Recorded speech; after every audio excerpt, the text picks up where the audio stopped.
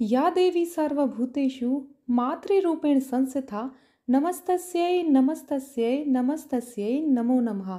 स्वागत है आपका अपने YouTube चैनल ज्योति प्रकाश पर। आज के वीडियो में हम जानेंगे कि चौकी कैसे उठाई जाए, क्या चीज़ें विसर्जित की जाती हैं, क्या चीज़ें हम स्वयं घर में इस्तेमाल कर सकते हैं। तो सब कुछ जानेंगे आप इस वीडियो में। किस दिन हमें चौकी उठानी है, तो चलिए वीडियो शुरू करते हैं। तो सबसे पहले हम बात कर लेते हैं चौकी किस दिन उठाई जाती है। चौकी आप किसी भी शुभ दिन पर हटा सकते हैं, यानी कि जो जो सामान आपने चौकी में लगाया था वो सब सामान आप हटाना शुरू कर सकते हैं, परंतु 9 दिन तक आपको चौकी रखनी चाहिए। यदि आप अष्टमी पूजते हैं तो भी और नौवीं पूजते हैं तो भी, क्योंकि नवरात्र 9 दिन का फेस्टिवल होता है, तो 9 दिन तक माता की चौकी और जोत जलानी चाहिए, चौकी रखनी चाहिए। उसके बाद किसी भी शुभ दिन पर, जैसे सोमवार के दिन, शुक्रवार के दिन, किसी भी शुभ दिन पर, शुभ तिथि पर आप चौकी को हटा सकते हैं। तो सबसे पहले बात कर लेते हैं कलश की। कलश का जो जल होता है, सबसे पहले तो जब आप कन्या पूजन करते हैं, नारियल तो आपको उसी दिन उठा लेना होता है चौकी से। यदि आप अष्टमी पूजते हैं तो अष्टमी तिथि को ही आपको नारियल को उठा लेना चाहिए। और नारियल का जो प्रसाद होता है, पुरुष नारियल को तोड़ते हैं, महिलाएं नारियल को नहीं तोड़ती हैं। तो नारियल तोड़ने के बाद जो कन्या पूजन होता है, कन्याओं को नारियल का प्रसाद अवश्य दिया जाना चाहिए। जो भी आप घर में बनाते हैं उसके साथ नारियल रखकर कन्याओं को दिया जाता है माता के प्रसाद के रूप में। ये बहुत ज़रूरी होता है कि नारियल जो है प्रसाद में होना चाहिए, और उसके साथ ही बचे हुए नारियल को घर वालों को स्वयं खाना चाहिए प्रसाद के रूप में। तो ये हो गया नारियल का। अब जब आपने नारियल उठा लिया है तो उसी तिथि को आप कलश को भी उठाएंगे। और कलश का जो जल होता है उसमें आपने पान के पत्ते डाले थे, फूल डाला था यदि, और या फिर अशोक के पत्ते डाले थे, तो उन्हीं से आपको सारे घर में छिड़काव करना होता है।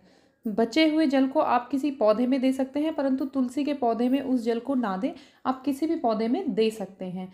चाहे तो आप प्रसाद के रूप में थोड़ा बहुत किसी खाने के सामान में भी उस जल को मिला सकते हैं, उसमें माता का आशीर्वाद होता है। और ये 9 दिन तक क्योंकि हमने पूजा की है, बड़ा पवित्र जल जल होता है। तो पूरे घर में छिड़काव करने के बाद यदि आप चाहें तो अपने खाने पीने के किसी भी सामान में आप उसे मिला सकते हैं, उस जल को यूज़ कर सकते हैं। अदरवाइज़ आप किसी गमले में डाल सकते हैं बचे हुए जल को। तो ये हो गया जल का और नारियल का। अब दूसरा आता है, जब आपने जो छोटा सा हवन किया था या फिर भोग लगाया था माता को, अंगारी पे, मैंने जैसे बताया था, कई लोग अंगारी पे लगाते हैं, कई लोग लौंग कपूर का लगाते हैं। तो जो लौंग कपूर का भोग होता है, देखिए उसमें तो कुछ नीचे बचता ही नहीं है, लेकिन जब अंगारी का और सामग्री का भोग लगाया जाता है तो नीचे जो राख जैसा कुछ बच जाता है, उसे आप इकट्ठा कर रहे होंगे, आई होप। नहीं कर रहे हैं तो आप ऑलरेडी उसे साथ साथ विसर्जित करते जा रहे हैं। यदि आप इकट्ठा कर रहे हैं तो देखिए, जो अंगारी होती है वो एक खाद का रूप या मेडिसिन का काम करती है पौधों के लिए। आप चाहें तो पौधे में उसे डाल सकते हैं, अदरवाइज़ आप उसे किसी पेड़ के नीचे मिट्टी में भी डाल सकते हैं। यदि आप विसर्जित कर सकें, आपके पास कोई नदी या तालाब है, तो आप वहाँ पर उसे विसर्जित भी कर सकते हैं। आप उस सामग्री को उठा के रखते रहिएगा और लास्ट दिन आप उसे किसी भी तरह से विसर्जित कर सकते हैं। आप पौधों में खाद के रूप में डाल सकते हैं। कीड़े मकोड़े नहीं लगते हैं, क्योंकि उसमें अंगारी होती है। अंगारी जो होती है गाय के गोबर से बनी हुई होती है, आपको पता होता है, वो खाद के रूप में काम करती है। ये भी हो गया। अगली सामग्री है श्रृंगार। आपने अर्पित किया होगा माता को, तो श्रृंगार का क्या करना है। देखिए, उस श्रृंगार को आप किसी भी सुहागन स्त्री को दे सकते हैं। कई बार आप किसी तीज त्योहार पर मिनसते हैं कुछ सामान, तो उसमें उस श्रृंगार को रख कर दे सकते हैं। साथ ही सारा श्रृंगार आप ना दें, आप चाहें तो माता के आशीर्वाद के रूप में उनमें से कोई भी एक दो श्रृंगार रख सकते हैं, परंतु सारा श्रृंगार ना रखें। कुछ श्रृंगार दान भी करें, श्रृंगार को दान करना अच्छा होता है। श्रृंगार का हो गया है। अब अगला आता है, जो हमने चावल रखे थे, चावल हमने कलश के नीचे भी रखे थे, हमने जो माता रानी की तस्वीर रखी थी उनके नीचे भी चावल रखे थे, तो चावल काफ़ी होंगे, तो वो सारे चावल हम इकट्ठे करते हैं।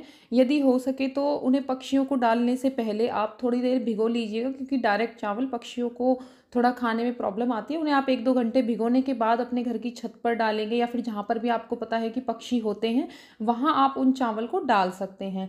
आप चाहें तो संपन्नता के लिए जो थोड़े से चावल हैं वो कहीं सुरक्षित जगह पर, कहीं किचन के कोने में या प्रसाद रूप में जैसे रखते हैं, थोड़े बहुत चावल आप अपने किचन में रख सकते हैं। बट सारे चावल क्योंकि काफ़ी हो जाते हैं, तो उन्हें आप पक्षियों को डाल सकते हैं, परंतु पक्षियों को डालने से पहले उन्हें 1-2 घंटे भिगा लें, ताकि पक्षी उन्हें आराम से खा सकें। चावल का हो गया है। अगली जो सामग्री मैं बता रही हूँ विसर्जित करने के लिए, वो होते हैं जौ। कई लोग क्या करते हैं कि जौ को जब विसर्जित करते हैं पेड़ों के नीचे रख देते हैं, या ऐसा ना कीजिएगा। आप चाहें तो सारे जो होते हैं आप उन्हें काट लीजिए। कट करके आप उन्हें इकट्ठा करके अपने घर में किसी भी ऊंची जगह पर रख सकते हैं। ये संपन्नता का प्रतीक होते हैं, इन्हें ऐसे इधर उधर नहीं फेंकना चाहिए। यदि आप नहीं भी रखना चाहते हैं तो आप किसी गमले में, अपने घर के गमले में डाल सकते हैं उन जौ को। साथ ही उन जौ की जो मिट्टी होती है आप उन्हें भी गमले में डाल सकते हैं।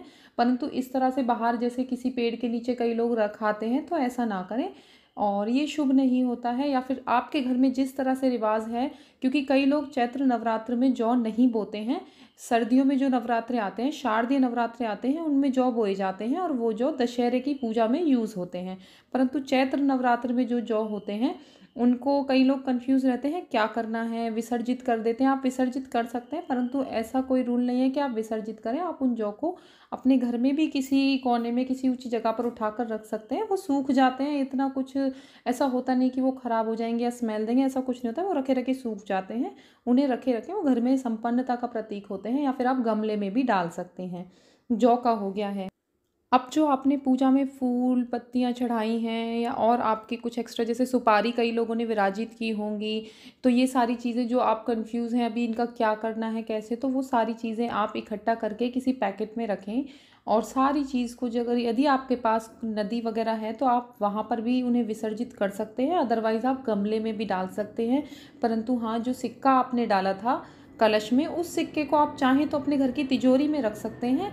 ये बड़ा ही शुभ होता है। उस सिक्के को कहीं बाहर ना दें। तो इस तरह से मैंने बताया कि चौकी को किस तरह से हटाया जाता है।